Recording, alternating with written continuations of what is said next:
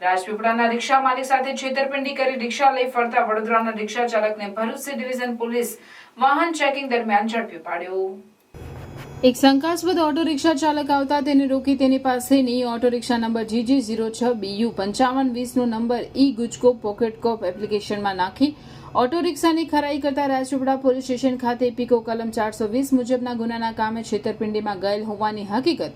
જણાઈ આવેલ। જે ગુનાની હકીકત એવી છે કે આ કામના ફરિયાદીની 90,000ની auto rickshaw registered number GG06BU 5520 એક અજાણ્યા ઈસમ ઉંમર વર્ષ આશરે 35-40 નો જેને શરીરે સફેદ કલરનો શર્ટ તથા કમરે જાંબલી કલરનું લોઅર પહેરેલું હતું, જે શ્યામ વર્ણનું શરીરે મધ્યમ બાંધાનો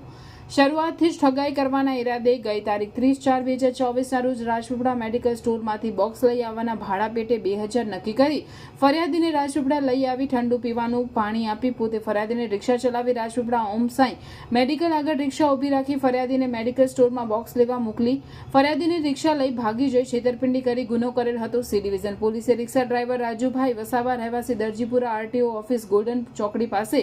વડોદરાની અટકાયત કરી આગળની કાયદેસરની કાર્યવાહી હાથ ધરી હતી।